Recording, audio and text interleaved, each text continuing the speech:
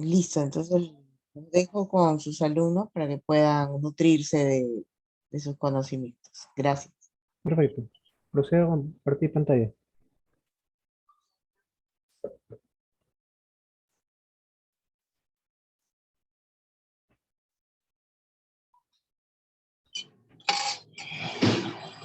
De todo, muy buenas noches con todos y cada uno de ustedes. Un agradecimiento especial al comité organizador por permitirme llegar hasta sus hogares para compartir un poco más de un tema necesario, más aún que estamos aún viviendo esta pandemia y muchos de ustedes les puede servir de herramienta básica para poder brindar un cuidado humanizado, especializado y con mejores perspectivas. Espero apoyar a dando un granito de arena para contribuir su conocimiento. El tema que vamos a tomar hoy día es oxigenoterapia, ¿no? En sí es un tema, digamos, bastante común pero necesario, más aún hoy en día que vivimos esta pandemia en la cual, sobre todo en la primera ola, esta pandemia ha afectado, ha comprometido la parte respiratoria de los pacientes y muchos de ellos han perecido este, sin Siete recibir la chan. atención y la Sí. oxigenoterapia respectiva.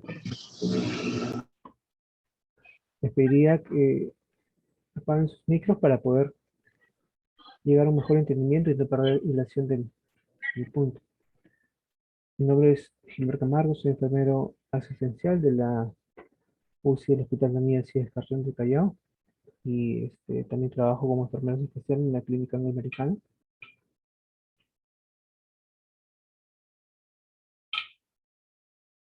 Bueno, pensemos primero en oxigenoterapia, ¿no? Y busquemos una definición para ello, ¿no? La oxigenoterapia, en muchos términos, se refiere a la administración de oxígeno en concentraciones mayores a las del medio ambiente, con la intención de tratar o prevenir síntomas y manifestaciones de hipoxia.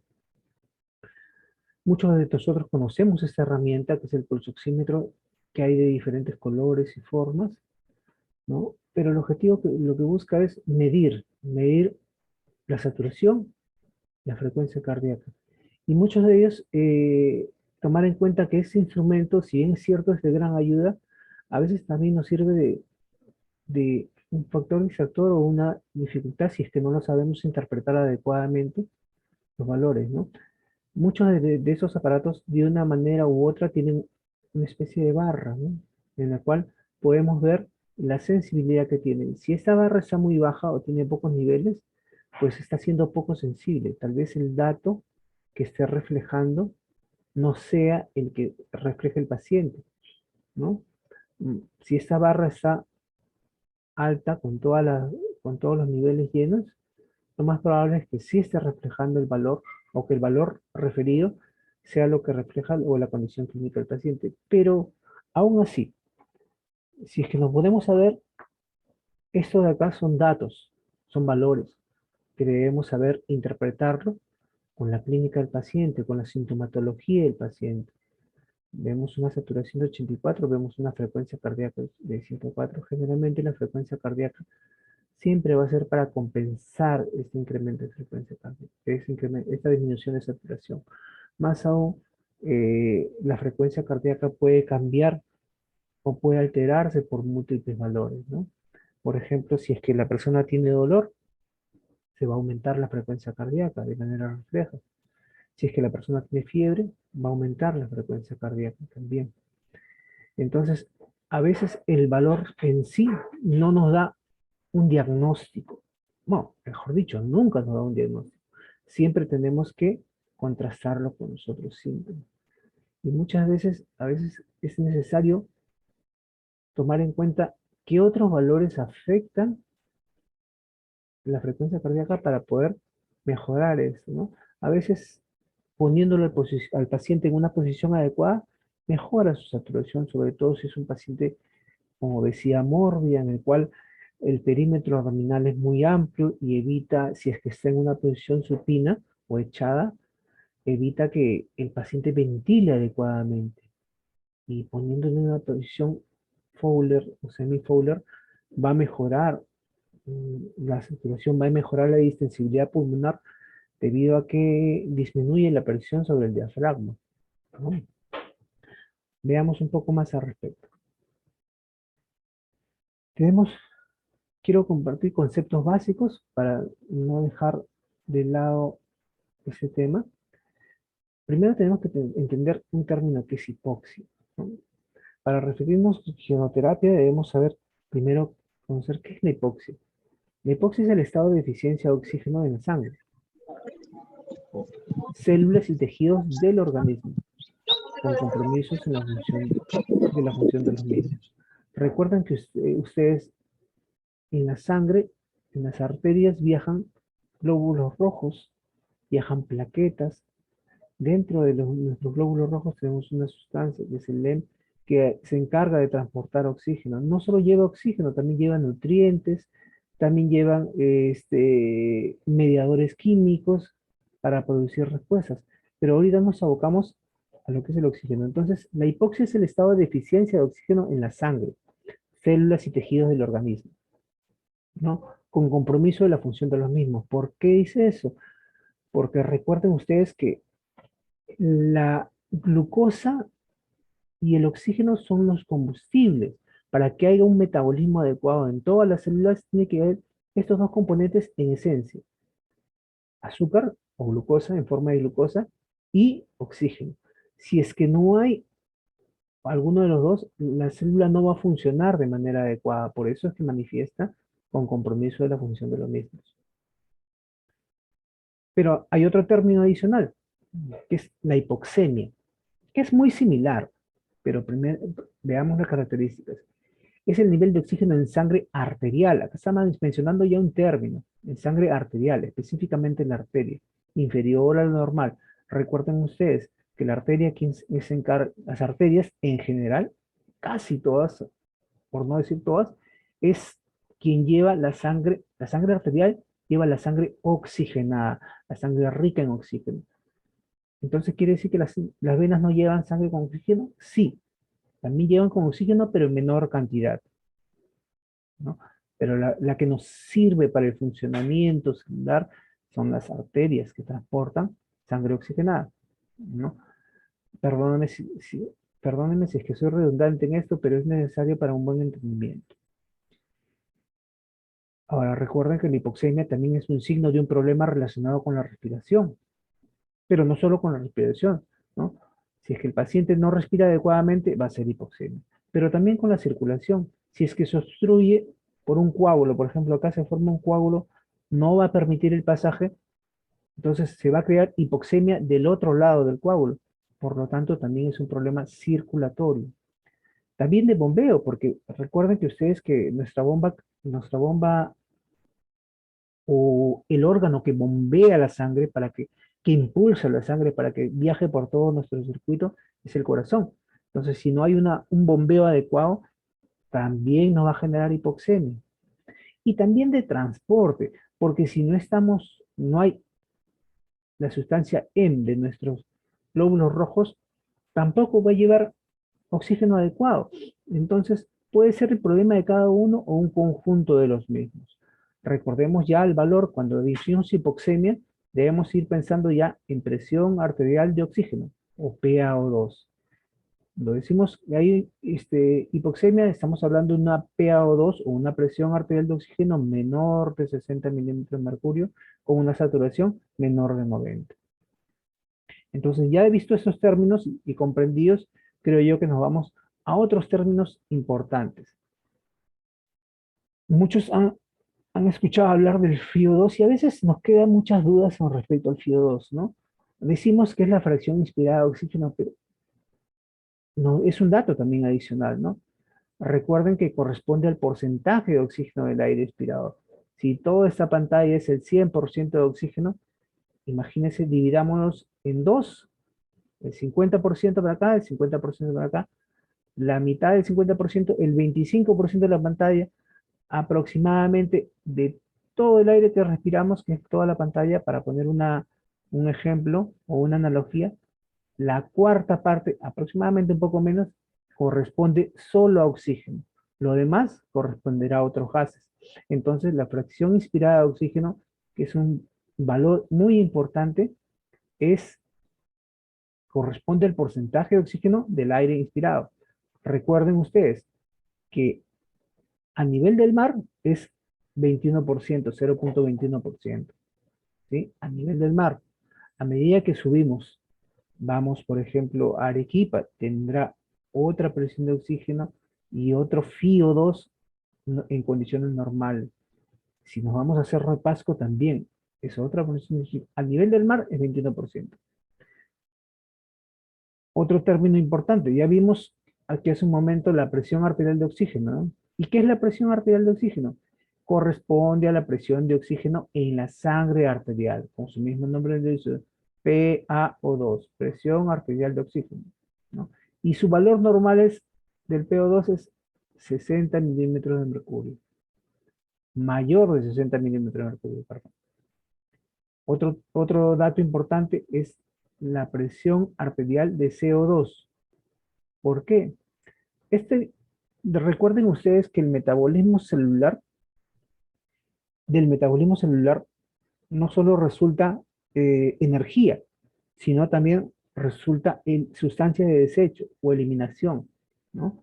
Una forma de eliminar desechos del metabolismo es a través del CO2. Entonces corresponde a la presión de CO2 en la sangre arterial. Su valor normal es de 35 a 45 milímetros de mercurio. Vamos a pasar a ver por qué. Acá le decía lo que le estaba explicando como la fracción inspirada de oxígeno, ¿no? Exactamente, el nivel del mar es 20,9, por eso que ya lo redondean a 21. Imagínense una torta, de toda la torta que respiramos, de todo el aire que tomamos aire, un porcentaje corresponde a oxígeno. Los otros corresponden a otros gases, principalmente nitrógeno, segundo argón, y otros como dióxido de carbono y otros gases, ¿no?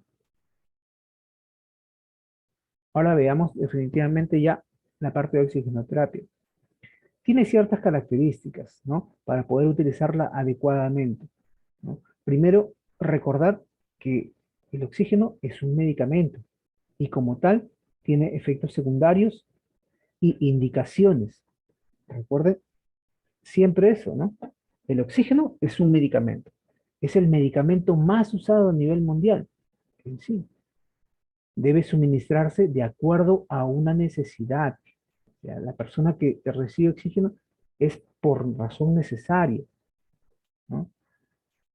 Debe suministrarse de manera, siempre debe ser húmedo, ¿no?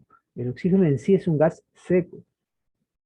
Si no lo administramos húmedo, podemos generar inconvenientes en el paciente. Debemos valorar la necesidad con un estudio. Principalmente el estudio se llama gases arteriales. Sobre todo cuando el paciente vemos que tiene sintomatología de falla respiratoria.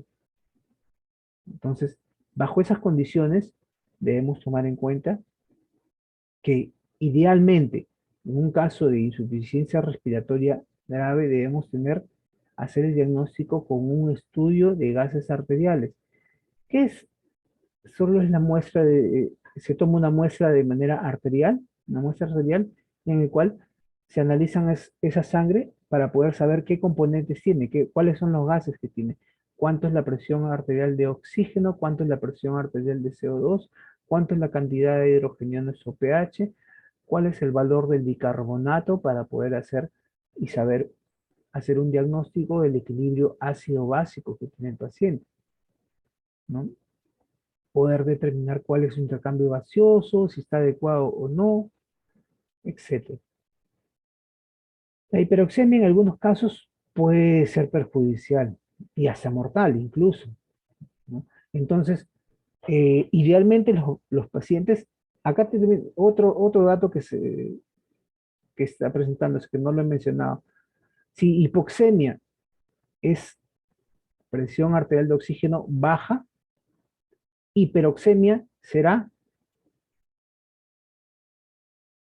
corresponde a la presión arterial de oxígeno alta. O sea, estamos hablando por encima de 100 milímetros de mercurio de presión arterial de oxígeno. Que también, como les mencionaba, es perjudicial. Recuerden ustedes que el, el oxígeno es el medicamento más usado y como medicamento tiene que tener ciertas indicaciones y cierta prescripción. Bueno, veamos un poco al material de equipo. ¿Qué necesitamos para brindar oxigenoterapia en un paciente? Obviamente primero tenemos que tener la indicación médica o tenemos que saber que el paciente está con signo de falla ventilatoria para poder saberlo o con signo de insuficiencia respiratoria. Una vez que determinamos que sí el paciente se va a beneficiar con la oxigenoterapia, procedemos a tener los materiales necesarios. ¿Qué materiales necesarios tenemos? Primero tenemos que tener una fuente de oxígeno, que puede ser un balón de oxígeno, que en muchos casos se han usado en esta primera ola de la pandemia. Hemos visto la falencia y necesidad vital del uso de ese insumo, ¿no? Y lo que especulaban muchas personas al momento de utilizarlo. Y también eh, puede ser de oxígeno empotrado, que en muchas instituciones públicas y instituciones privadas lo tienen, ¿no? Tienen digamos, tienen una fuente de oxígeno, ¿no? Y lo distribuyen de manera empotrada a cada servicio, ¿ya? Que también se da en base a un regulador, ¿no? Tiene que haber un regulador o manómetro que te dice la concentración de oxígeno, ¿no? Que va a salir si es que está conectado al balón, y un flujómetro, ¿no? Para poder graduar los litros por minuto de acuerdo al dispositivo de oxigenoterapia que necesitamos. Recuerden que les mencioné que el oxígeno debe ir húmedo, pues tiene que tener un humidificador, ¿no? Este es un modelo de humidificador, hay varios modelos y tipos, pero este es uno básico, va conectado de este lado, se conecta al flujómetro y por este lado se conecta al dispositivo de oxigenoterapia, sea una máscara Venturi, sea una máscara de oxigenoterapia simple, o sea una cánula binasal o bigotera, o sea una máscara de reservorio, ¿no? Va conectado por este puerto a este nivel. Y de acá, con esta perilla, graduamos los litros por minuto de acuerdo al dispositivo de oxigenoterapia que tenemos, que vamos a pasar a ver un momento, ¿no?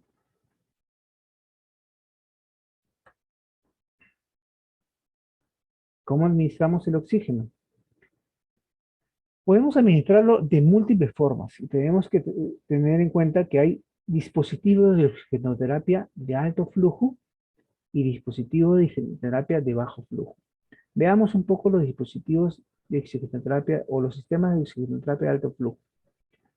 Aportan toda la atmósfera del gas respirado y pueden dar FiO2 altas o bajas. Acá hay un término que en muchos presta confusión. Una cosa es el flujo y otra cosa es la concentración. Son dos medidas diferentes. Es como hablar de kilos y centímetros o kilos y metros, ¿no? Son dos medidas distintas. Mientras que el flujo es la velocidad de salida, la concentración es la cantidad de elementos que hay en un espacio, ¿no? Entonces, volvemos a eso. Sistemas de alto flujo de oxígeno aportan toda la atmósfera del gas respirado y pueden dar fracción inspirada de oxígeno o FiO2 altas o FiO2 bajas. Los sistemas de bajo flujo, ¿por qué se caracterizan?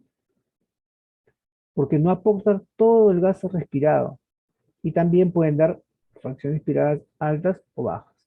Mientras que el sistema de alto flujo aporta toda la atmósfera del gas, el sistema de bajo flujo no. Y acá es donde viene la diferencia. Veamos un poco la característica de un dispositivo de oxigenoterapia muy usado, que es las cánulas binasales o la bigotera que le llaman, ¿no? Es el típico dispositivo que es de bajo flujo. Puede dar concentraciones desde 1 litro hasta 6 litros, ¿no? En cambio, el dispositivo de alto flujo puede dar desde 3 litros hasta 15 litros por minuto en el caso de ese sistema Venturi, ¿no? Ahora, acá se gradúa el FIO2 con un conector, un adaptador distinto. Este es para menor concentración y este es para mayor concentración, pero igual va a ser un dispositivo de alto flujo. ¿Qué pasa si le ponemos a la cánula binasal más de 6 litros? ¿Va a dar más fracción inspirada de oxígeno?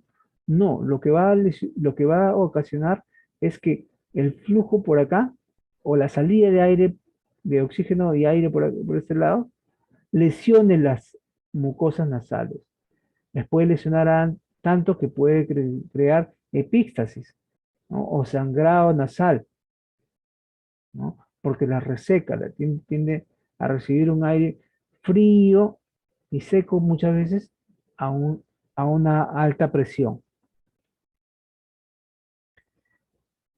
Igual, ¿qué pasa si le doy menos de 3? No te va a dar, te va a dar la misma concentración de oxígeno.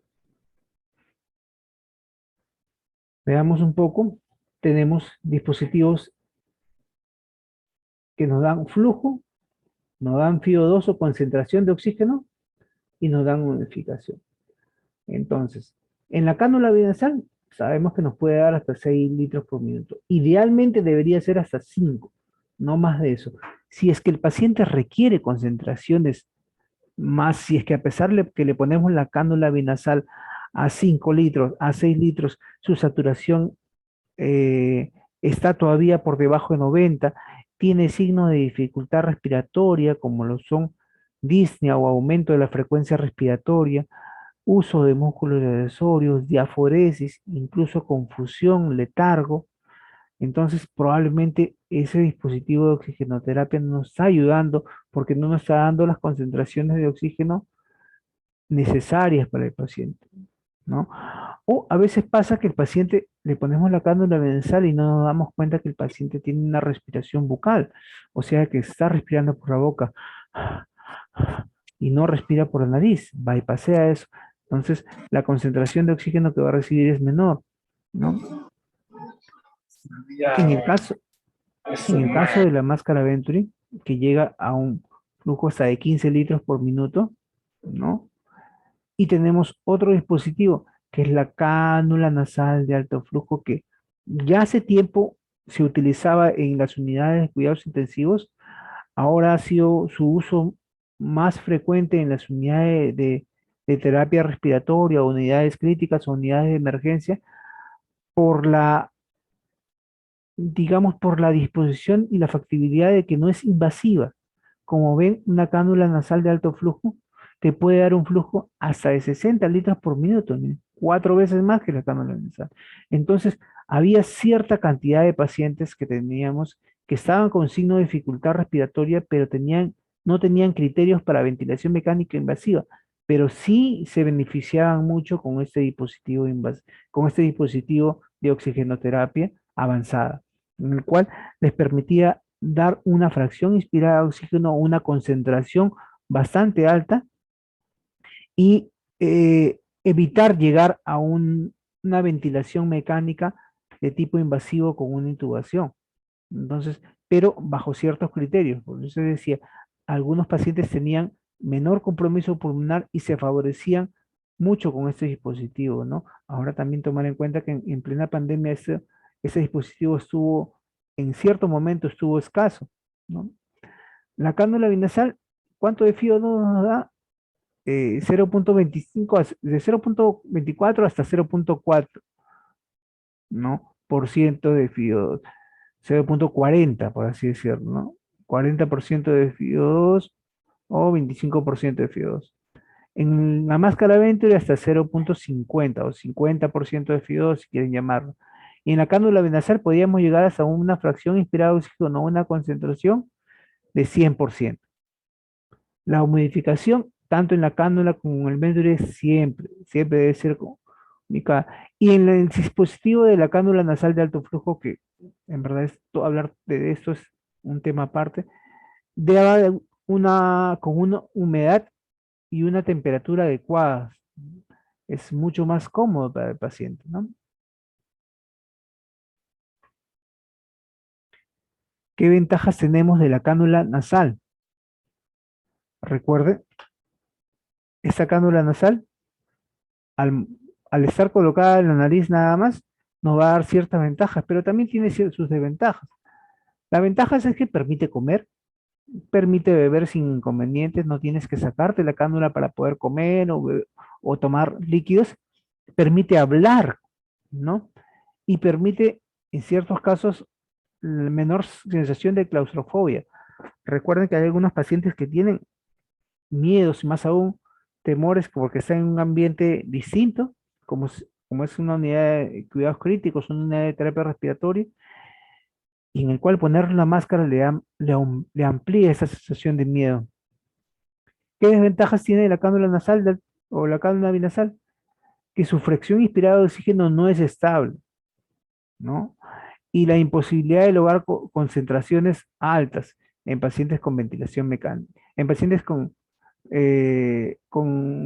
digamos, con volúmenes minutos o con necesidad de oxigenoterapia mayor. Ahora, veamos un poco y analicemos la máscara Venturi. Esa es la máscara Venturi, ¿no? La ventaja que tiene esa máscara es que proporciona una fracción inspirada de oxígeno constante. O sea, va a dar una fracción, si usted le programa el 50%, te va a dar esa concentración de oxígeno. Y el FIO2 inspirado y el flujo ingresado dependen de qué? Del tamaño del orificio, de los litros por minuto que graduemos en el flujómetro, el tamaño de la válvula. Recuerden que les mencioné que había con dos válvulas, ¿no? Una verde, que es la que saca, que te da menor concentración, puede ser hasta 6 litros por minuto, y es hasta 30% de FIO2 con eso, y con este dispositivo te da 35, 40 y 50% de FIO2, de acuerdo a los litros por minuto. Y es más, en este lado de acá tiene, por ejemplo, te dice, con 30% de FIO2, ¿cuántos litros vas a hacer? 6 litros. Entonces usted gradúa en su flujómetro, en este flujómetro, 6 litros, porque eso es lo que te manda el dispositivo. Si es que saco un 40%, te va a decir 12 litros, 40%, 12 litros. Entonces, 40% usted le sube hasta 12 litros. Y dicho sea de paso, ese flujómetro tiene hasta 15 litros, nada más, pues, ¿no? Ahora, recuerden, si es que yo le doy más FIO2 en un dispositivo, no va a aumentar la concentración, ¿sí? Al contrario, puede crear mayor complicación. Perdón, sino que salí de guardia. ¿Qué desventajas tiene la máscara Venturi? Principalmente incapacidad para aportar concentraciones altas de oxígeno. Incapacidad para comer o beber con el dispositivo, ¿no? Está con la máscara, no, para comer o beber, tiene que sacarse la máscara en un momento. Lo que hacemos muchas veces en ese tipo de pacientes tenemos una máscara Venturi y una cánula binasal. Cuando va a comer, cuando va a beber, le ponemos la cánula binasal por unos minutos y después de terminar de comer, le volvemos a poner su máscara Venturi. Tiene menor confort, o sea, es menos confortable para el paciente. El dispositivo es simple, pero lo que hace es combina el aire del medio ambiente con el oxígeno. Lo combina en esa cámara y ingresa el flujo, la concentración de oxígeno junto con el aire de manera normal, a diferencia del otro dispositivo que solo le da un aporte de oxígeno y no se sabía la concentración. En ese caso sí se sabe cuál es la concentración porque hay una cámara anterior y por estos orificios sale el aire exhalado. ¿No? Como ven, la máscara ocupa casi toda la nariz y boca y entonces no le permite ingerir alimentos ni bebidas. Acá viene el aire ambiente, acá se encuentra con el oxígeno en esta cámara, se hace la concentración a una determinada presión y por acá sale el gas exhalado.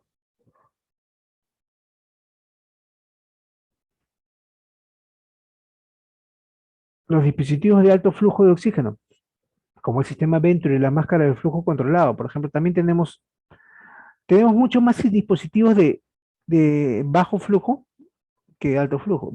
El Venturi es el principal de alto flujo, En máscara, en dispositivo de bajo flujo está la cánula binasal, está la cánula nasal simple o la máscara simple de oxígeno, está la bolsa reservorio o la máscara de reservorio con o sin reinhalación, ambos son de bajo flujo. Entonces recuerden que los dispositivos de alto flujo que nos dan aportan toda la atmósfera respirada, suministran niveles constantes de fracción inspirada de oxígeno. La fracción inspirada de oxígeno no se afecta por los cambios del patrón respiratorio. Así hiperventile, así hipoventile, siempre les va a dar una concentración de oxígeno igual. Es posible controlar la temperatura y la humedad en muchos casos. Recuerden que siempre va a ir con un flujómetro. Hay otros dispositivos Venturi que tienen este tipo de adaptadores. De acuerdo al color, es el orificio y ves la concentración y es los litros por minuto, ¿no? Para 24% son 2 litros, para 28, pero ese es en este dispositivo, ¿no? Cada dispositivo a veces tiene su propia manera y sus propios adaptadores. Mascarilla simple, esta es una mascarilla Venturi, pero similar a esta es una mascarilla simple. Si lo sacamos, es una mascarilla simple. Ese sistema es el sistema Venturi. Los dispositivos de bajo flujo de oxígeno no aportan toda la atmósfera respirada, ¿no? Es un aporte parcial. No aseguran que los niveles estables de FiO2, ¿no? Porque ingresa la cantidad de oxígeno adecuada, pero no sabemos si es que lo que respiramos también es solo oxígeno o también aire. Entonces, generalmente en estos dispositivos la fracción inspirada de oxígeno cambia cuando el patrón respiratorio del paciente no es regular o es irregular, y de acuerdo al flujo de oxígeno por litro por minuto, de acuerdo al tamaño de reservorio de oxígeno también. Y en estos casos, muchos de ellos no es posible controlar la temperatura y la humedad. Acá tenemos dispositivos de bajo flujo, como es la cánula binasal, que muchos lo conocemos. Incluso hay unas pediátricas que son mucho más delgadas.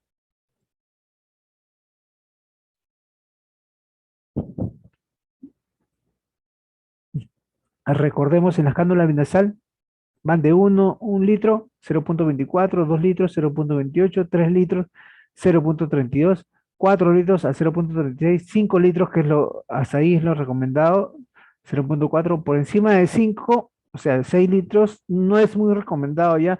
Es más, en muchas literaturas ya no ni lo mencionan, solo lo mencionan que es hasta 5 litros.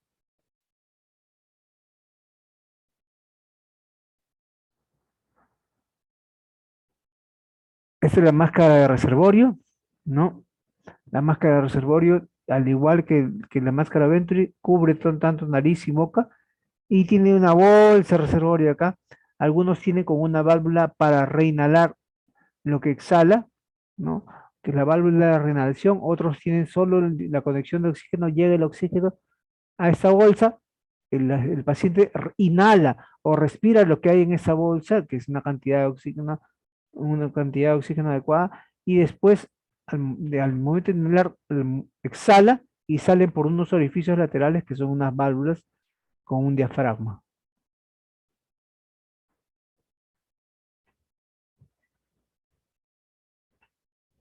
Acá vemos la concentración en 6 litros, que es lo mínimo que te da. Menos de 6 litros ya no se infla la bolsa y por lo tanto ya no cumple la función adecuada. Hasta 10 litros te da, incluso dicen que mayor de 80%. Algunos dicen que puede llegar hasta 100%, pero no está demostrado. ¿Qué otro dispositivo tenemos para poder utilizar? Recuerden que hay manómetros de baja o manómetros o reguladores de baja presión y hay manómetros o reguladores de alta presión. No hay que confundirse. Generalmente los manómetros, o siempre los manómetros, te van a medir la cantidad de oxígeno que tiene el tanque o el balón. Eso puede ser hasta 4000. Y otro es el flujómetro para regular los litros por minuto. Al igual que este, ¿no? Tiene para ver la cantidad de PSI o sistema de presión, qué tan lleno está. Y acá tiene un dispositivo para poder graduar los litros por minuto. Eso es en otra marca, de otra marca. No creo que en la misma marca, nada más que el flujómetro cambia, ¿no?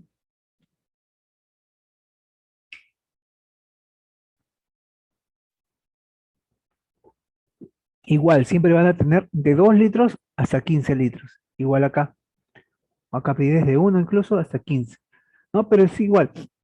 Los manómetros o regulares de baja presión van a tener, digamos, dos formas de verlo. Uno vemos la presión del balón y otro vemos los litros por minuto de salida, ¿no? Eso acá se gradúa con esta perilla, con esta. Esta de acá debería tener, acá va su humidificador, acá se va su humidificador y con esta se regula la cantidad de FiO2 que le vas a dar. Estos, para que no se confundan, esos son manómetros o reguladores de alta presión. Generalmente lo utilizamos para los dispositivos de ventilación mecánica. No, siempre lo utilizamos para eso, ¿no? Lo conectamos al balón por este lado, solo te mide la presión del balón, porque el ventilador mecánico ya controla lo que es el FiO2, ¿no? Bueno, como les mencionaba, la oxigenoterapia no está exenta de trastornos o de efectos adversos, ¿no? Entonces, como todo medicamento, tiene una indicación y unos efectos adversos. En algunos casos, sobre todo en cierto tipo de pacientes, pacientes con una enfermedad pulmonar obstructiva crónica o pacientes que son retenedores de oxígeno, el hecho que haya hipoxemia o que el hecho que haya disminución del PO2 desencadena el acto o el estímulo para poder respirar. Si es que nosotros le damos concentraciones elevadas de oxígeno, anulamos ese, digamos, ese activador, ¿no? Que produce la ventilación y lo que hacen depresión del control central respiratorio. Por lo tanto, pueden hacer incluso parada cardiorrespiratoria, parada respiratoria. Puede producir la oxigenoterapia, vasodilatación pulmonar y desbalance ventiloperfusión. Puede llevarnos, puede llevarnos a niveles de CO2 altos. Incluso se ha descrito que se nos puede producir atelectasia de reabsorción, traqueobronquitis aguda. Recuerden que está entrando un gas a una presión distinta y modifica toda la estructura mucociliar principalmente, ¿no? Disminución del clorado, la limpieza mucociliar, daño alveolar difuso y en algunas veces con concentraciones altas de oxígeno sobre todo puede generar y desencadenar un empeoramiento del cuadro respiratorio con un síndrome de estrés respiratorio adulto, ¿no? Que por ejemplo, en la epidemia del COVID, el daño pulmonar llegaba ya a un síndrome de estrés, donde al paciente teníamos que darle ventilación mecánica a alta presión, displasia broncopulmonar dentro de los principales efectos adversos. Bueno, acá quiero compartir un mensaje. Considero más valiente al que conquista sus deseos que al que conquista sus enemigos, ya que la victoria más dura es la victoria sobre uno mismo. Esto lo dijo Aristóteles. Me gustaría saber si tienen alguna duda, alguna pregunta antes de continuar.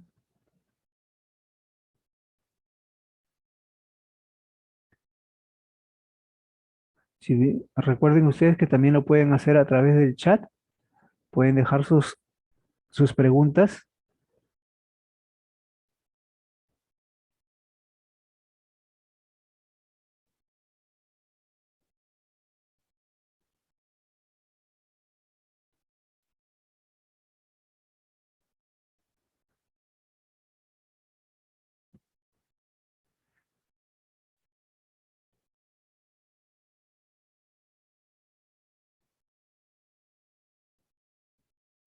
Bueno, si no hubiera preguntas, vamos a tener un receso de 15 minutos. Nos encontramos nuevamente en 15 minutos, por favor.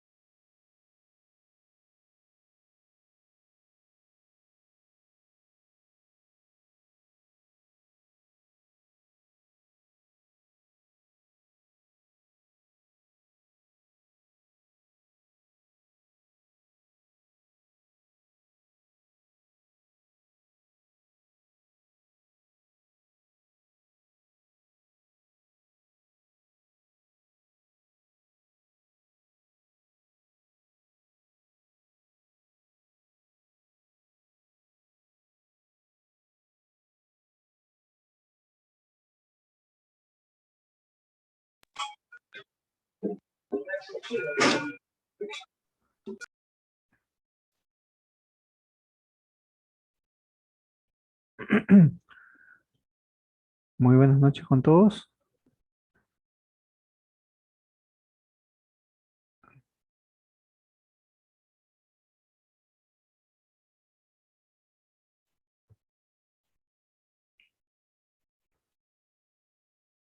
Continuando con el programa, vamos a tocar un tema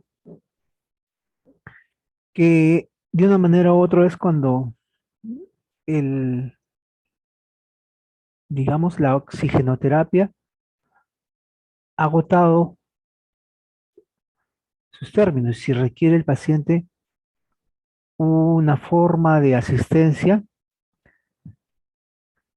con mayor seguridad, con mayor garantía, o cuando el paciente tiene condiciones clínicas que impiden que la oxigenoterapia le le ayude para poder solucionar el tema, la insuficiencia respiratoria por la cual está quejándose. En este caso hablamos de un procedimiento netamente invasivo, ¿no? Como lo vemos en la figura, vemos que la examinadora se está poniendo a la cabecera del paciente, está utilizando un dispositivo que es un laringoscopio, ¿no? Y está utilizando un tubo orotraqueal con su guía para poder ingresar a las vías respiratorias bajas del paciente. Recuerden que nosotros tenemos nuestras vías respiratorias altas y bajas y vamos a ver anatómicamente cómo están constituidas cada una. Sabemos nosotros que a través de las vías aéreas podemos transmitir múltiples enfermedades y contraer múltiples enfermedades también. Ya lo hemos vivido, muchas personas han sido afectadas de una manera u otra, algunas más que otras, algunas lamentablemente han llegado a perder la vida en esta pandemia, producto de las infecciones respiratorias que nos aquejaban. Y muchas de las medidas que hemos estado teniendo, como el distanciamiento social, el uso de mascarillas, o el uso de doble mascarilla, o el uso de una mascarilla tipo una N95, una KN95, justo eran para proteger no solo de, principalmente de la enfermedad del virus SARS-CoV-2, pero también de múltiples otras enfermedades. Por eso que también a raíz de esta pandemia ha disminuido la incidencia de ciertas enfermedades, ¿no? Con el uso de mascarilla, con el uso de distanciamiento social, con el uso de higiene. Algunas ingresaban o salían por nuestras vías respiratorias tipo influenza, que siempre hemos tenido casos de influenza, ingresaban a través de nuestras vías respiratorias, pasaban nuestras vías respiratorias bajas y ahí a los pulmones, donde se podía alojar y podía producir un proceso como una neumonía, o si afectaba al bronquio, una bronquitis, ¿no?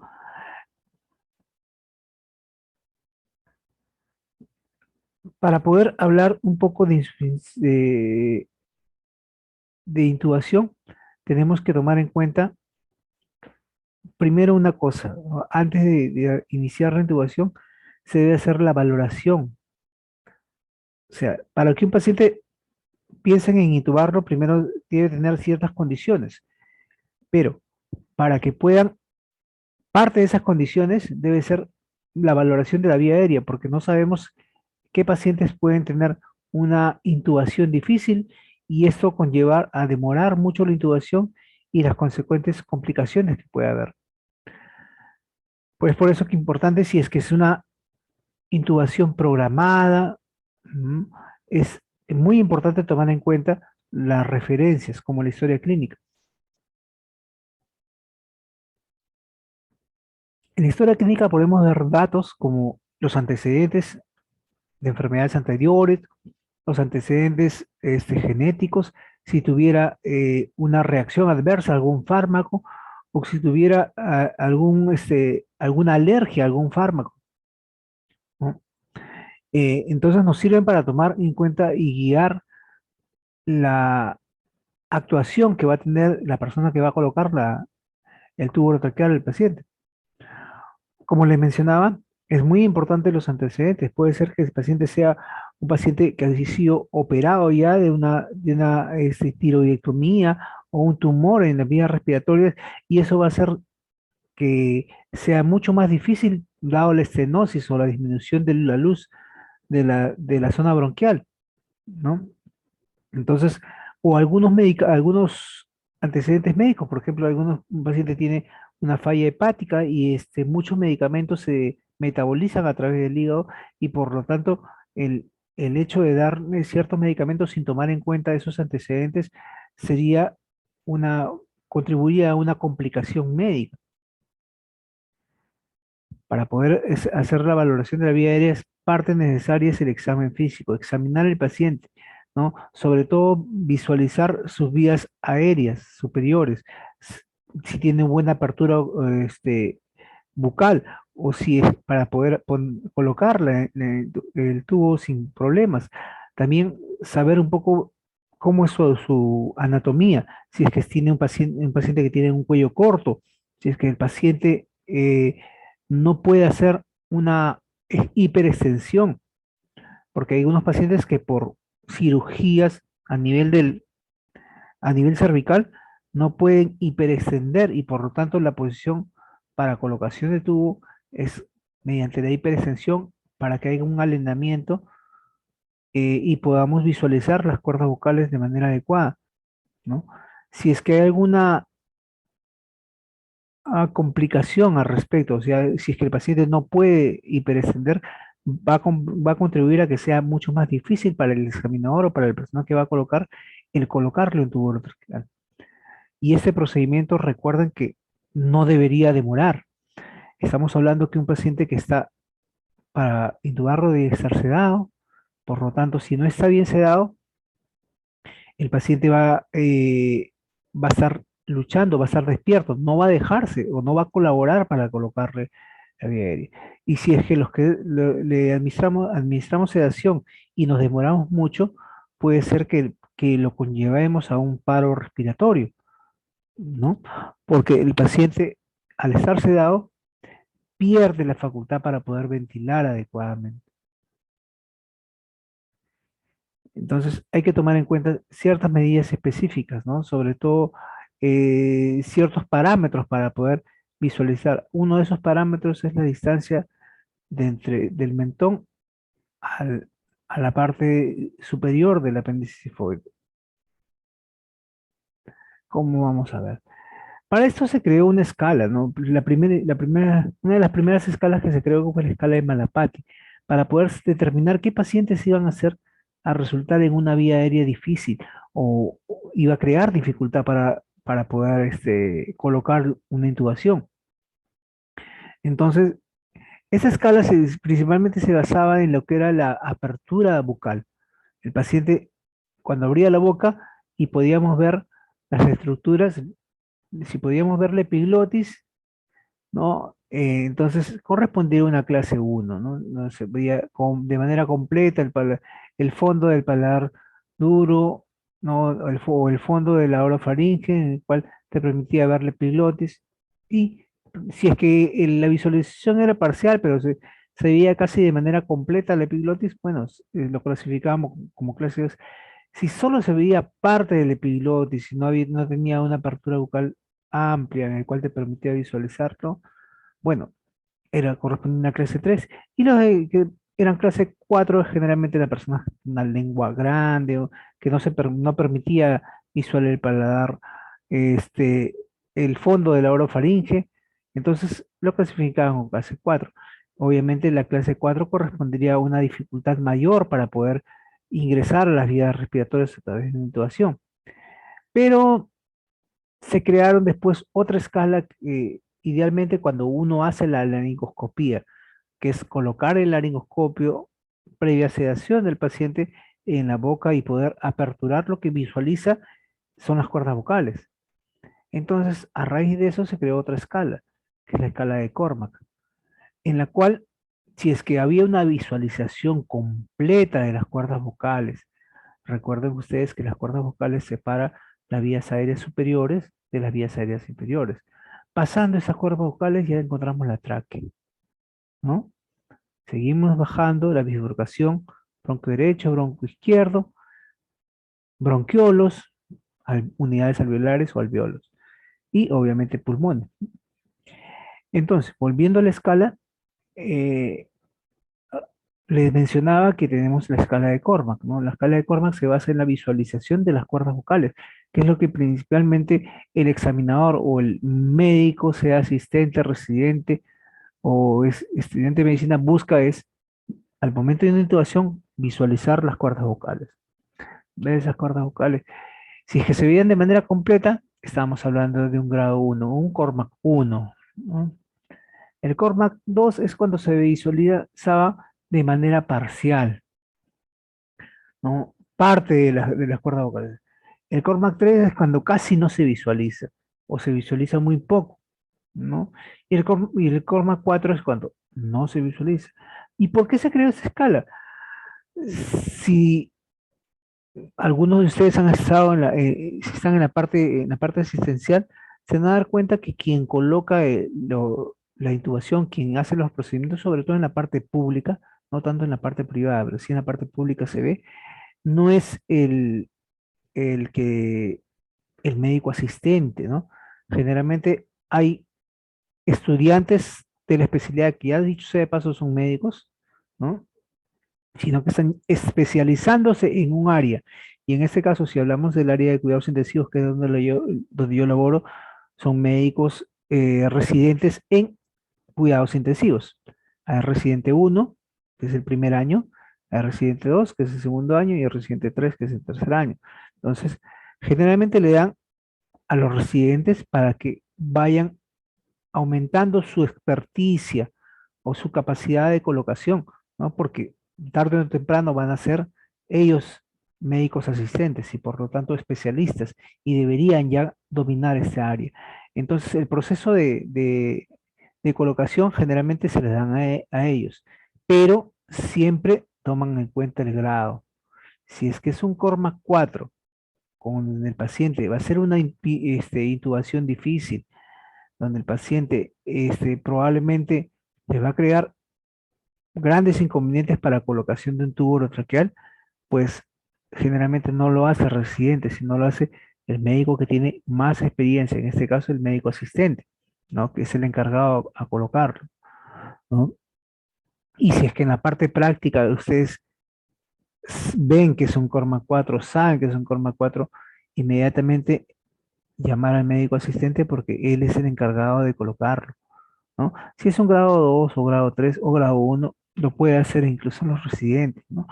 Pero de preferencia siempre tiene que estar presente el asistente, ¿no? En la parte privada no hay tantos inconvenientes porque no hay médicos residentes, el que va a estar ahí es el médico asistente y es quien lo va a colocar.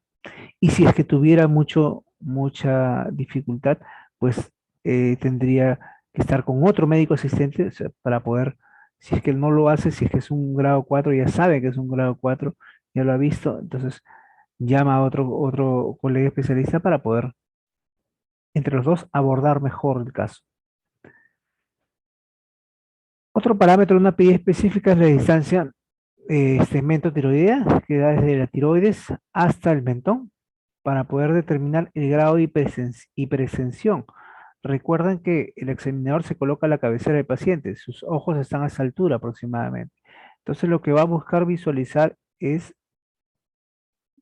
las cuerdas vocales.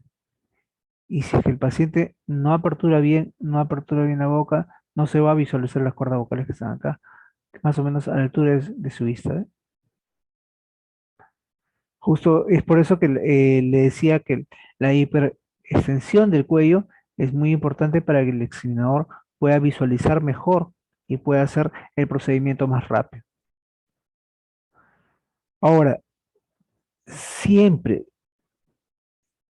hay que tomar en cuenta esto, sobre todo si ustedes laboran en un área crítica. Es más, si laboran también en cualquier área de salud, debe tener eh, un material de respuesta rápida o un coche de respuesta rápida, un maletín de respuesta rápida, que vale decir es como si fuera un maletín cuando hay una urgencia, cuando un paciente tiene un paro cardiorrespiratorio o una una urgencia médica que involucre o que ponga en riesgo su vida, pues tenemos que tener una forma de responder. Y si no la tienen, deberíamos tenerla. En todo unidad de hospitalización o unidad médica, debería tener un maletín de respuesta rápida, que le llaman, en el cual hay los medicamentos necesarios o los insumos necesarios para cubrir una emergencia mientras que llegan otros especialistas y puedan abordar.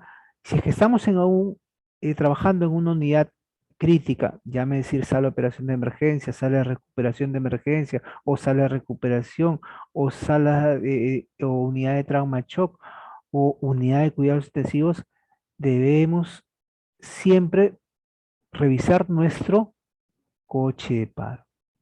¿Por qué? Porque durante una urgencia no te vas a poner a revisar si tu monitor está operativo, o si tu aspirador de excreciones funciona, o si tú no te vas a poner a armar la bolsa de reanimación. No te da tiempo. Son segundos importantes que contribuyen a restablecer o no la vida de un paciente. O no te vas a ir a farmacia a buscar los medicamentos. No, ya tenemos que tener toda la mano. Si es que está en nuestra facultad, tener todos los insumos necesarios para cubrir una emergencia, ¿no? Ahora, si es que estamos en una unidad de cuidados intensivos, pues esto es responsabilidad del enfermero a cargo, ¿no? Se organizan, bueno, hoy día me toca a mí, otro día le toca a otra persona, eh, pero siempre debe revisarse y comprobarse que esté operativo los equipos, sobre todo nuestro desfibrilador, ¿no? Si es que tenemos un ventilador mecánico, también, ¿no? Que nuestro sistema de oxigenoterapia esté listo para poder utilizarlo. Y si es que vamos a iniciar o va a realizar una intubación, pues tenemos que tener el coche de paro por lo que puede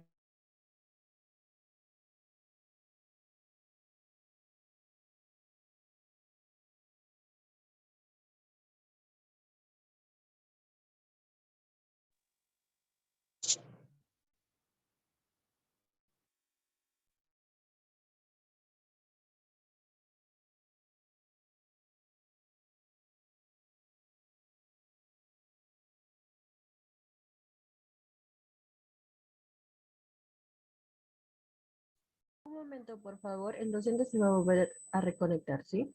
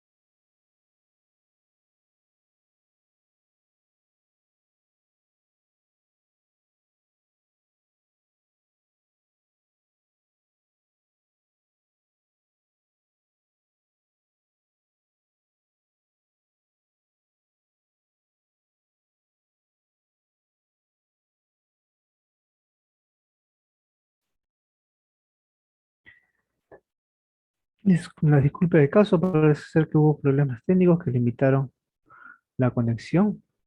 Voy a proceder a compartir pantalla nuevamente y no estoy seguro desde qué parte se quedó, pero les decía yo que la importancia de tener su coche de paro preparado por lo que puede acontecer durante el procedimiento. Entonces, la importancia de prepararse antes de la intubación o en cualquier momento, sobre todo si es que trabajamos en área crítica, ¿no? Los materiales necesarios para poder utilizar, ¿no? Principalmente el laringoscopio que ha de estar operativo, la guía para poder introducirla dentro del tubo y nos pueda dar la rigidez necesaria al tubo para poder ingresar adecuadamente la máscara de asistencia, la máscara de reanimación.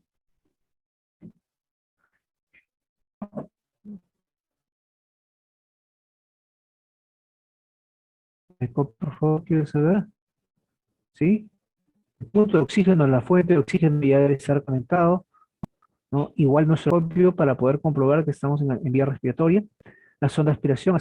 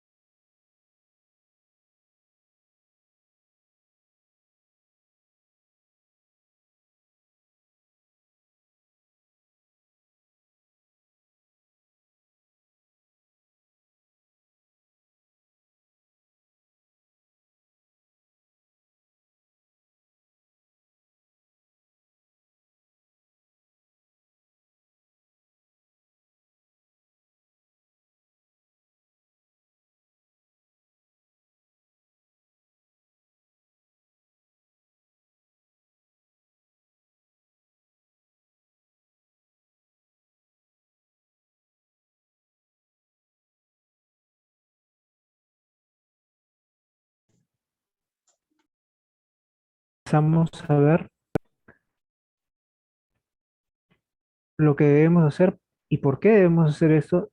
La hiperextensión de la vía aérea principalmente es cuando el paciente está muy dormido, el músculo de la lengua se relaja y se retrae a la parte posterior de la orofaringe, ocluyendo la vía respiratoria, como verán en la figura A, ¿no? Al hacer la extensión, la maniobra de la extensión de la cabeza y elevación del mentón, aperturamos la vía aérea, hacemos que el músculo mandibular que es de la lengua se retraiga y por lo tanto libere la vía aérea. Si es que no podemos hacer esta maniobra por alguna causa, sea que tenga lesión cervical, utilizamos la protrusión o la elevación mandibular, ¿no? Para evitar la lesión cervical.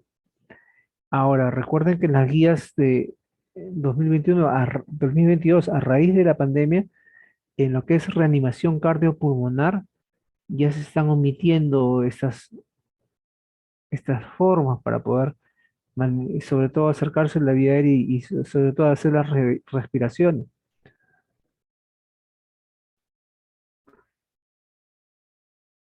Bueno, ¿qué indicaciones tenemos para una intubación endotraqueal? Primero, despejar la vía aérea si estuviera obstruida con algún cuerpo extraño, ¿no?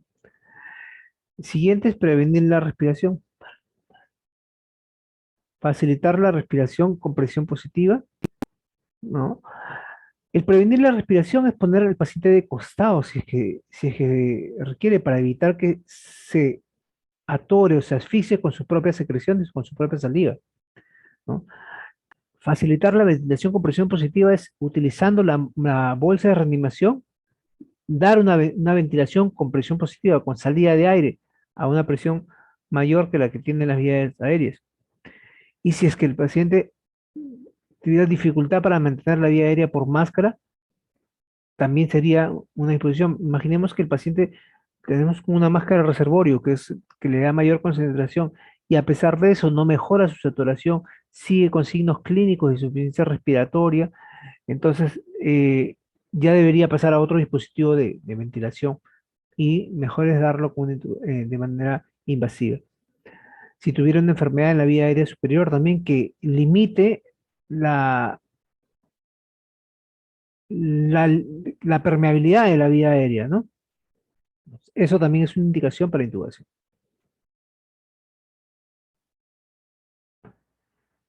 Los accesorios, vemos un tubo de Guedel o el tubo de Mayo, las palas que necesitamos para nuestro laringoscopio, que pueden ser en diferentes modelos. La más usada es la Macintosh, pero hay la pala recta o la pala de Miller, que tiene una curva inferior, la Wisconsin también, y la Oxford, que es para infantes. Todos tienen una similitud y es el punto de luz, ¿no? Que al momento que se retrae o se pone en 90 grados, el laringoscopio va a permitir visualizar justo las cuerdas vocales, ¿no? La más usada, como les mencionaba, muchos dado su forma anatómica, es la de Macintosh, ¿no? Y generalmente para adultos es la 3, la 4.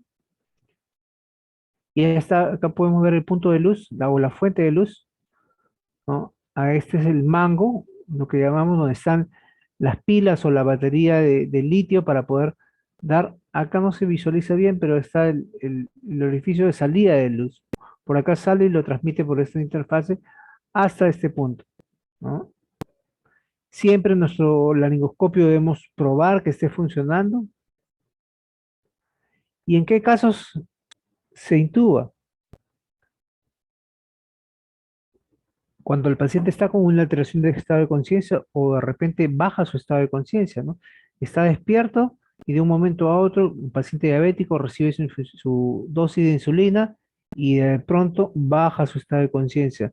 Lo queremos ir a despertar, ya no despierta, pues tendría indicación para intubación. Si es que está en un paro cardiorrespiratorio, obviamente una parte de la ventilación mecánica, perdón, una parte de la reanimación cardiopulmonar avanzada es la intubación. Si es que el paciente está respirando, pero con dificultad, con mucha dificultad respiratoria, con uso de músculos accesorios, tiene signos premonitorios de falla ventilatoria, ¿no? Si tiene signos de insuficiencia respiratoria aguda, con criterios de intubación, porque también puede tener insuficiencia respiratoria, pero leve, ¿no? Pero si tiene signos de insuficiencia respiratoria aguda, tiene criterios de intubación, tiene presión de oxígeno muy baja, tiene intercambio de oxígeno inadecuado, ¿no? Si hay falla o fatiga de músculos respiratorios, si es que el paciente está en coma y no ventila, o está con disminución de la capacidad residual funcional, también si hay deterioro del intercambio gaseoso, como les mencionaba, ¿no? Generalmente los signos de insuficiencia respiratoria van a conllevar a un desequilibrio en el intercambio gaseoso, que no hay un intercambio gaseoso adecuado. Si tiene una hipoxemia severa, ¿no? Una presión de oxígeno menor de 60 con una saturación baja. Si también el paciente está reteniendo CO2 y una elevación de la presión de CO2 progresiva y afecta el equilibrio ácido-base con un pH mayor, o perdón, menor de 7.2 o mayor de 7.5. Entonces, lo que se ha creado ya en las unidades de cuidados intensivos y en unidades críticas, justo para minimizar las complicaciones de la intubación, evitar que nuestro paciente haga mayor desequilibrio y sobre todo se desencadene en, digamos, en secuelas permanentes o parciales en el paciente, es lo que se llama secuencia rápida de intubación, ¿no? La secuencia rápida de intubación consiste en minimizar el tiempo de intubación para que el paciente no se vea afectado, ¿no? ¿Y en qué consiste eso? Pues veamos, ¿no? Consiste en 7 pasos principalmente, ¿no? La preparación, en que involucra todas las medidas que tenemos que tener para poder tener un suministro de oxígeno y suministro de aire adecuado. Tener, por ejemplo, nuestro coche de intubación, tener listo todos los dispositivos de oxigenoterapia que necesitamos para asistir al paciente. saber organizarnos quién va a ir a cada área. Por ejemplo, si que vamos a intubar, quién se va a encargar de colocar el tubo, quién se va a encargar de aspirar las secreciones, quién se va a encargar de administrar el medicamento para sedarlo. Entonces ya tiene que ver dentro del equipo de emergencias saber cada quien cuál va a ser su rol, ¿no? Esa es parte de la preparación. La preoxigenación consiste ya en la administración de oxigenoterapia a través de la bolsa de reanimación, ¿no? El pretratamiento, en el cual vamos a ir viendo la parte de los medicamentos que se le administran al paciente para que el paciente pueda tolerar el acto de la intubación. La protección y posicionamiento es muy importante para poder colocarlo de una manera rápida, sencilla y sobre todo disminuir el tiempo de hipoxia en el paciente. En muchos casos, el paciente requiere una parálisis con el uso de relajantes neuromusculares o una inducción con sedantes a altas dosis para poder asistirlo y para poder darle colocarle el tubo orotraqueal, ¿no? Porque es un procedimiento bastante incómodo. El procedimiento de intubación en sí y todos los estados post-intubación, que generalmente acá hacemos la comprobación que está en vía aérea, fijamos el tubo, verificamos en qué nivel está y todos los actos post-intubación. Veamos, ¿no? El paso 1, que es la preparación, que corresponde principalmente en la organización. ¿Quién va a dirigir el procedimiento? Generalmente lo dirige la persona con más experiencia. En este caso puede ser una enfermera o un médico quien va a dirigir el procedimiento.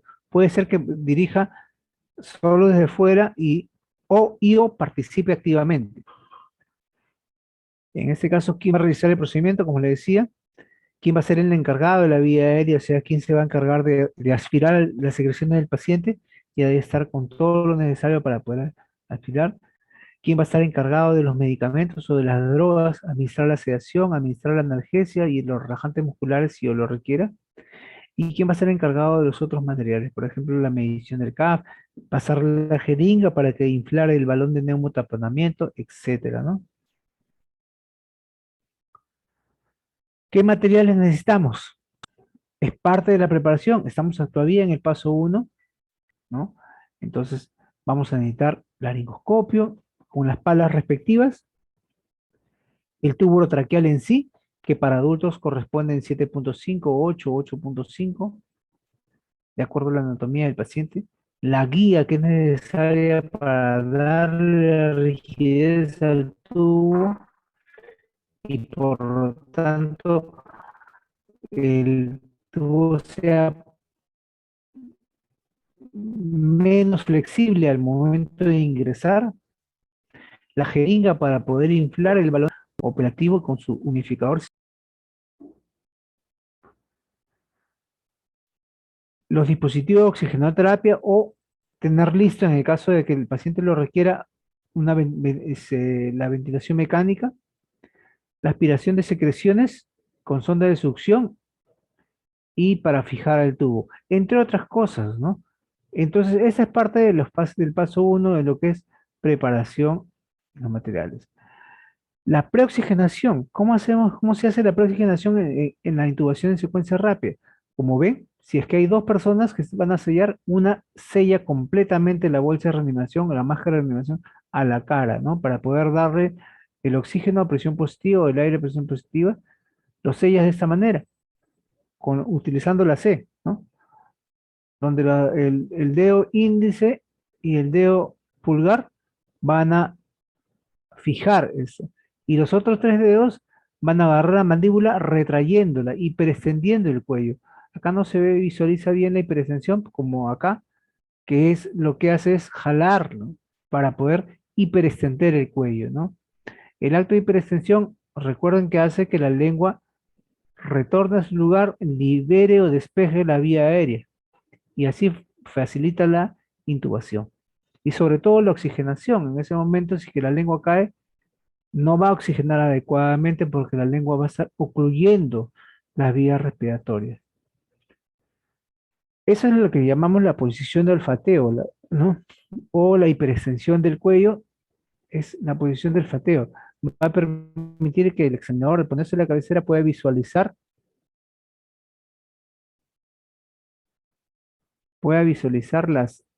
la- las cuerdas bucales, ¿no? En esa zona. Al momento de ver, va a ver ahí, ¿no? Tiene que posicionarse de manera adecuada. Entonces, el siguiente paso es de la intubación en secuencia rápida, es la premedicación. ¿En qué se basa eso? Es la administración de productos que ayuden a mitigar los efectos asociados a la intubación. Generalmente se utiliza el fentanilo, que es un analgésico de uso parenteral, ¿no? Recuerden siempre que al administrar, si se administra en bolo a través de un catéter Pigline, un catéter periférico, un catéter venoso central, idealmente, como tienen una conexión o un conector bifurcado o trifurcado, debemos administrar o instilar suero fisiológico después para limpiar esa zona o para que toda la concentración del medicamento ingrese al paciente, ¿no? Entonces debemos tomar en cuenta eso, ¿no? Que las conexiones como la extensión DIS tienen un área, ¿no? Una cantidad de mililitros que supone. Y si es que nosotros le administramos y dejamos sin pasar ese medicamento, va a ser parte del medicamento que se quede en las conexiones. Y por lo tanto, no, de repente no va a ser el efecto deseado porque no le estamos dando la concentración requerida. El paso 4 es la protección y el posicionamiento. Recuerden ustedes que el examinador se pone a la cabecera del paciente y utiliza ya el laringoscopio. Y el laringoscopio puede visualizar si es que el paciente está en condiciones ya para intubar o no. Al momento de que haga eso, el paciente puede hacer fuerza, entonces sabemos que todavía no está. Tenemos que darle una dosis de sedante ya para poder asistirlo mejor al paciente, pero acá, si es que están dos examinadores, hacen la técnica de Sendinger, en el cual comprimen el cartílago cricoides tapando o ocluyendo el esófago y por lo tanto evita que haya digamos, un vaciamiento del estómago o un vómito, ¿no? Y también de paso posiciona mejor la, la tráquea para poder visualizarla. Inducción, paso 5, inducción y parálisis. En este paso 5 consiste en administrar medicamentos para inducir al sueño, ¿no? Sedantes principalmente. Lo que utilizamos generalmente en las instituciones públicas y privadas es el midazolam y o el propofol, que son medicamentos sedantes para uso parenteral, ¿no? Si es que en caso el paciente, a pesar de darle los sedantes, el paciente continúe bajo efectos perdón, continúe aún sin llegar a la sedación, continúa haciendo esfuerzo, pues habría que ponerle los relajantes neuromusculares como el bromuro de becuronio o el rocuronio para poder relajar la musculatura y que el paciente pueda eh, colaborar para la colocación del tubo, ¿no? Recuerden también que durante esa etapa va corriendo los minutos, ¿no?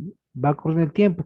Y la idea de la intubación en secuencia rápida es que todo esté organizado y listo para poder minimizar el tiempo de intubación. Porque a mayor tiempo de intubación, más complicaciones con el paciente. Por lo tanto, el paciente se va a ver afectado de manera directa.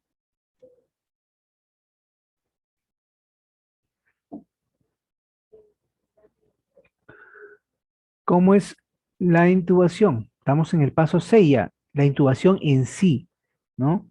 La intubación en sí. El personal médico hace la laringoscopía y una vez que el paciente ya esté sedado, esté bien relajado, puede ingresar visualizando las cuerdas bucales, puede ingresar adecuadamente el tubo hasta ¿dónde? Hasta la tráquea, ¿no? Antes de la bifurcación de la tráquea, porque si es que al momento de ingresar choca la bifurcación, es que ya ha llegado al término de la tráquea. Entonces está la bifurcación y es que debe retirar unos centímetros. Idealmente el tubo traqueal debe estar posicionado entre 3 a 5 centímetros por encima de la carina, ¿no?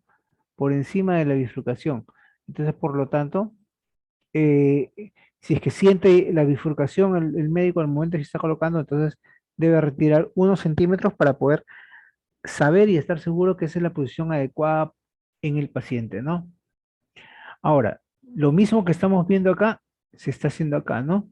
En el cual la pala, la forma de la pala retrae lo que es la lengua y te permite visualizar la vía aérea y sobre todo las cuerdas vocales, ¿no? Por eso es que es importante la posición del fateo, para poder elevar el mentón, bajar la frente y poder visualizar mejor las vías aéreas y poder hacer la colocación del tubo de manera segura. Acá vemos cómo ya están retirando el tubo, perdón, retirando la guía, ¿no? Y acá ya están procediendo a inflar el balón de neumotapetamiento CAF.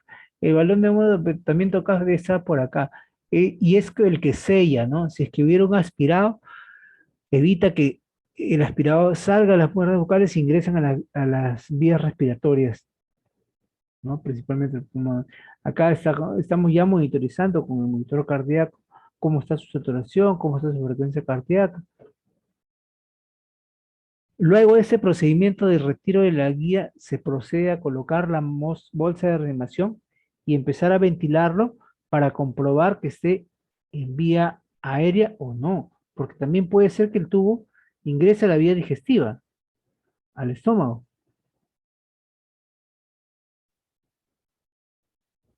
Ven, acá está haciendo el procedimiento con todas las medidas de bioseguridad, guantes, bata, gorro y lentes, y la guía está acá, ¿no? Acá está haciendo el otro examinador, está haciendo la técnica de Seldinger que le decía para comprimiendo el cartílago cricoides, evitando así que haya regurgitación y facilitando la visualización para el médico de las cuerdas bucales.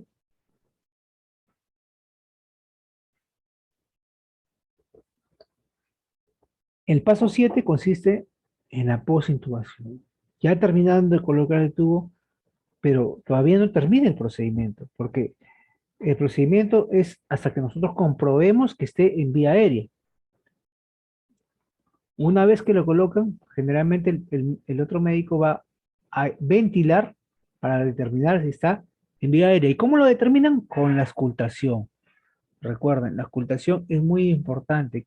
¿Qué auscultan? El pulmón vesicular, si es que hay pasaje de aire. Le administran aire y van auscultando. Le administran aire, se comprimen la bolsa y van auscultando para ver si es que el tubo está en vía aérea o en vía digestiva. Generalmente el punto de auscultación es el tercio medio derecho, el tercio medio izquierdo y epigastrio. Si se escucha el murmullo vesicular en epigastrio, quiere decir que la intubación ha sido gástrica, por lo tanto hay que retirarle el tubo, nuevamente empezar con el procedimiento el protocolo de intubación en secuencia rápida, ¿no? Después siguen los siguientes pasos, ¿no? La fijación del tubo también es importante, ¿no? Para que el tubo no migre, no se aumenta o no se vaya. Entonces, el valor que está es muy importante tomarlo en cuenta. ¿En qué valor va a estar el tubo? En 22, en 23, en 18, de acuerdo a la condición clínica del paciente y sobre todo al criterio médico, en qué nivel va a estar. Después es la programación o la reprogramación del ventilador mecánico de acuerdo a las necesidades del paciente. De repente el paciente en ese momento ya no requiere tanta necesidad de oxígeno, o sí, ¿no? Entonces, queridos colegas, he querido compartir ustedes de una manera simple, rápida, cómo se da el proceso de intubación en la parte hospitalaria, ¿no? Eh, este proceso es importante decirlo que no debería demorarse por las circunstancias que les mencioné, porque puede contribuir en una complicación directa en el paciente, sobre todo en un paciente que está dependiente de nosotros, en el cual sus familiares lo traen para poder darle una asistencia. Entonces, es responsabilidad de nosotros tener todo el material necesario para poder cubrir la asistencia o asistir al paciente de manera respiratoria si lo requiere bajo este procedimiento invasivo. Les quiero dejar un mensaje. Son las dificultades las únicas que tienen el poder de hacernos crecer en habilidades. Y es por eso, si es que algunos han estado en un procedimiento de intubación, a veces es un ambiente tenso, sobre todo si es que nos estamos demorando, si es que el tiempo va corriendo. Van pasando 5, van pasando 10 minutos, van pasando 15 minutos y la tensión se va incrementando y las complicaciones con el paciente también. Entonces, importante es tratar de resolverlo, tener todo lo necesario para resolverlo lo antes posible, de acuerdo a los pasos, siempre recordar que la importancia de mantener su, digamos, su coche de paro, sus insumos necesarios es vital. El hecho que se adelanten a un procedimiento teniendo todos los materiales involucra una organización adecuada, un nivel de organización laboral muy importante, muy adecuado, muy asertivo para poder asistir al paciente de una manera rápida, oportuna y segura.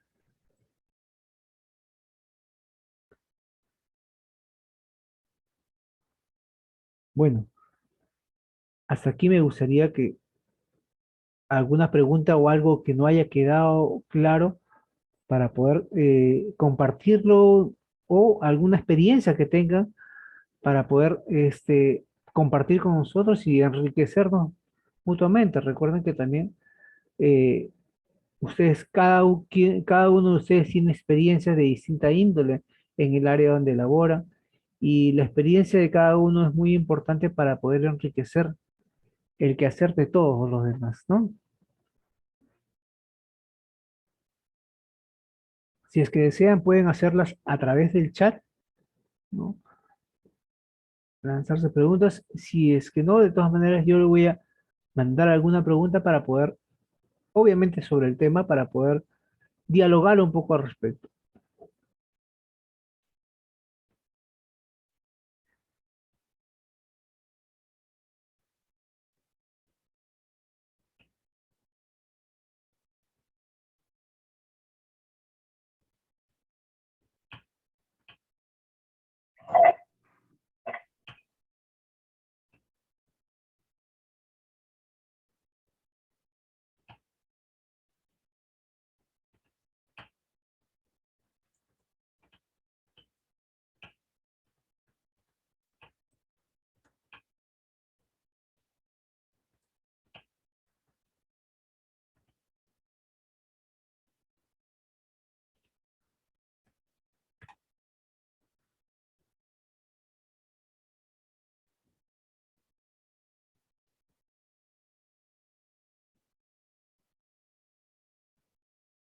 Les envía una pregunta acá. ¿Por qué es importante que el paciente reciba oxígeno húmedo? ¿Cuál es la importancia? Acá Giovanni Contreras lo menciona.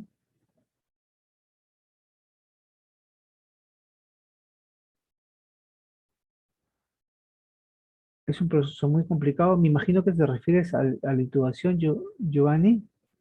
Tiene que ser un personal con mucha experiencia.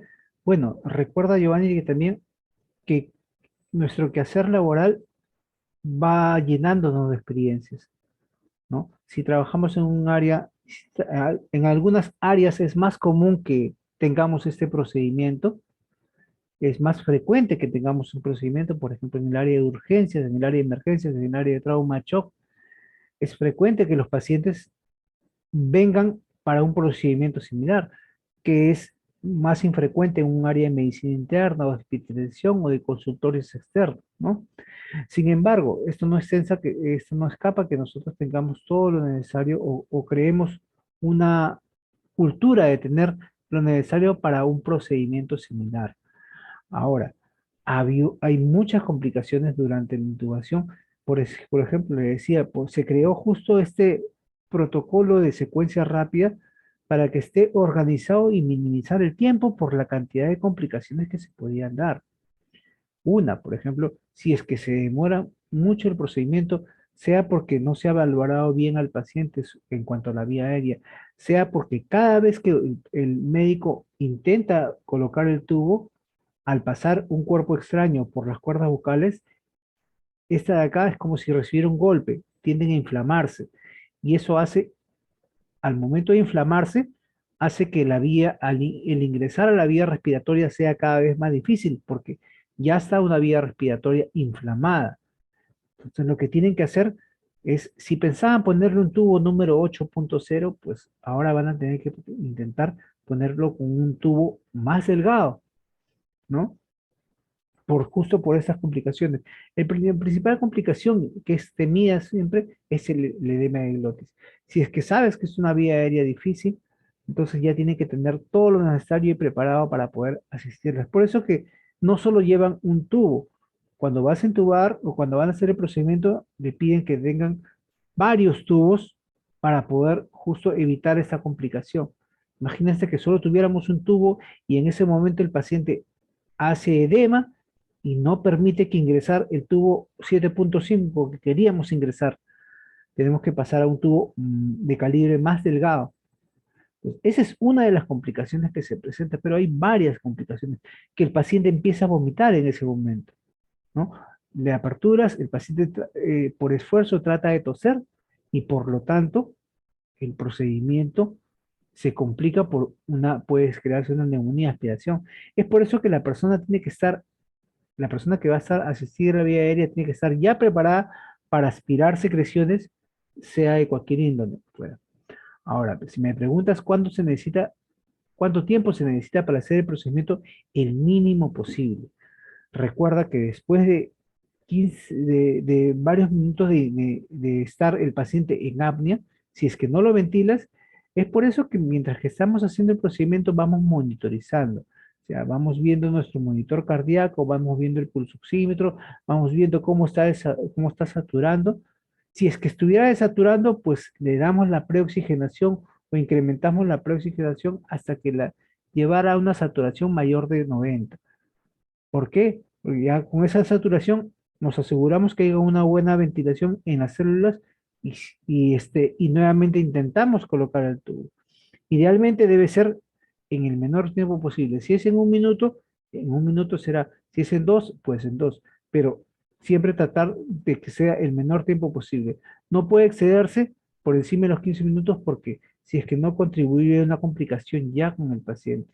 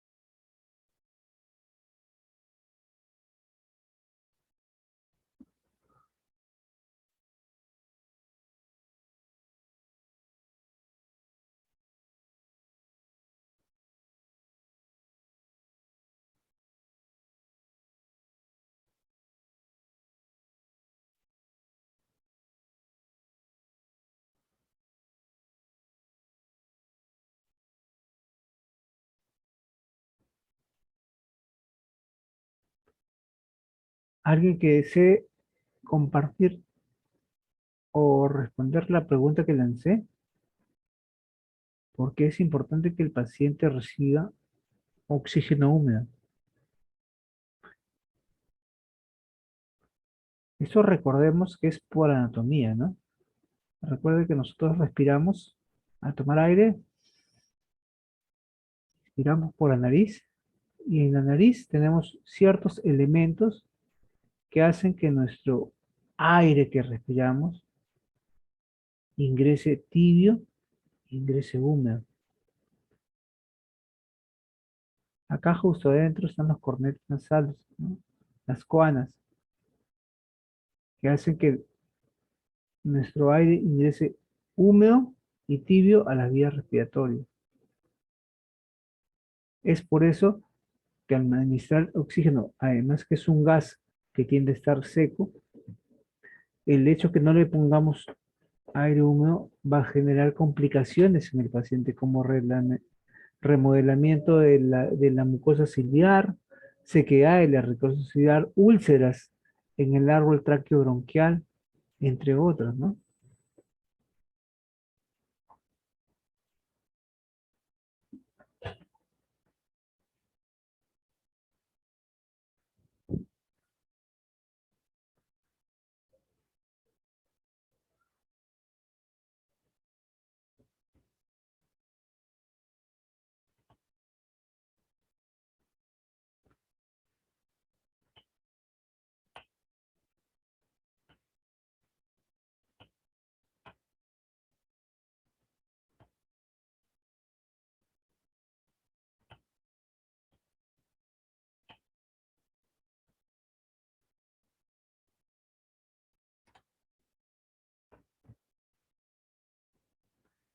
La ansiota pregunta, la intubación la puede realizar un personal distinto. Distinto, lo puse acá, pero es distinto al médico, o sea, es exclusivamente del médico.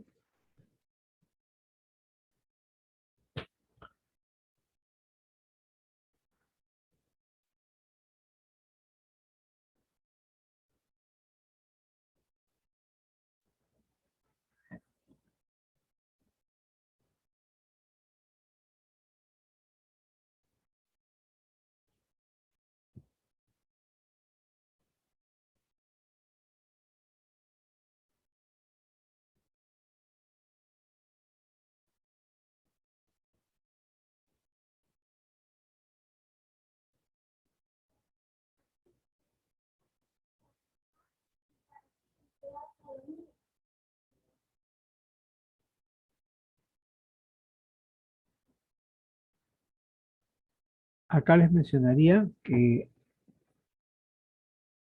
bueno, legalmente es parte de un procedimiento médico, ¿no? Pero en un momento de urgencia, cuando la vida del paciente corre riesgo, es necesario que cualquier personal que esté capacitado en hacerlo y lo pueda hacer de manera rápida, eh, pueda cubrir la necesidad, ¿no? Recuerden que una oportunidad estaba rotando yo en la unidad de emergencia, la unidad de trauma de shock, y justo nos había tocado el turno con el médico asistente, que es un emergencista, y un médico residente, que era un residente de cardiología. Eh, de pronto ingresa a la unidad de trauma shock un paciente en condición crítica que estaba en estado de coma y requería la colocación de un tubo orotraqueal de manera urgente, porque sus funciones vitales estaban alteradas, no estaba ventilando, estaba en arresto cardiorrespiratorio y parte de las maniobras de reanimación avanzada era la intubación.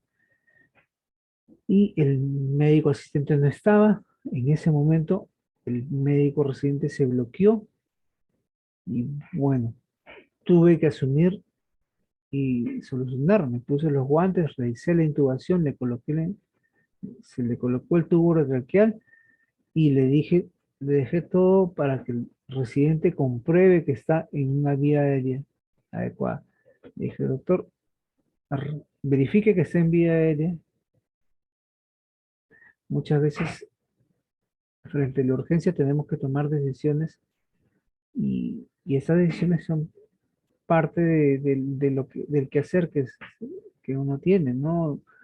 Uno tiene por vocación asistir y ayudar al paciente y la condición que lo requiere puede estar. En ese momento le pudo pasar al médico, ¿no? Pero en una oportunidad pasó y esto no fue más, ¿no?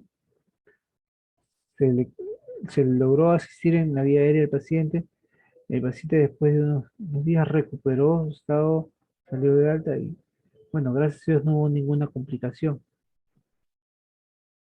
Pero no es un procedimiento inherentemente médico.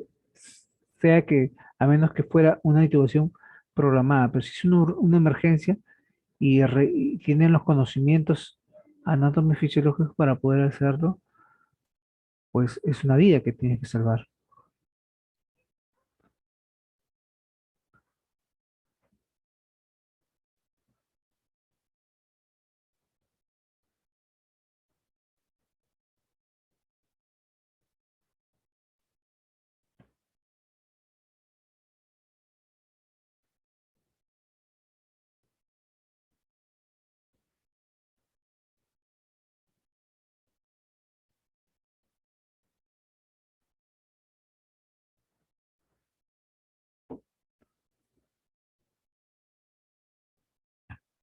Bueno, viendo que no hay más preguntas, espero que haya quedado todo claro. Le doy gracias nuevamente al comité organizador por permitirme llegar a ustedes. Le doy gracias a cada uno de ustedes por participar. Sé que la hora es difícil, cada quien debe estar haciendo muchas actividades inherentes a sus funciones y a su vida personal. Y espero que haber contribuido en algo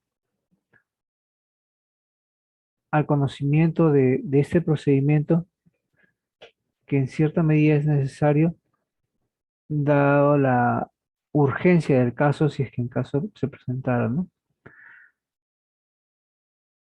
Muchas gracias por su participación.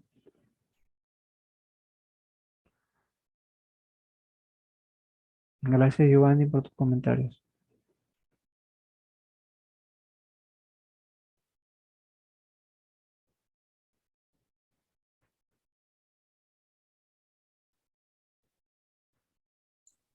Bueno, esto sería con todo a la ponencia. Le doy muchas gracias al docente Gilbert Camargo por esta bonita ponencia interesante e importante para nosotros. Igualmente, agradezco a los participantes y los invito a certificarse.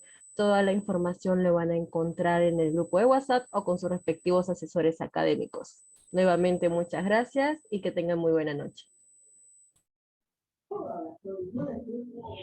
Bueno, gracias. Yo espero que se distribuya el material de apoyo para conservarlo y cualquier duda mantenerla allí. Sí, sí, claro, se le va a enviar todo al grupo de WhatsApp. Gracias, buenas noches.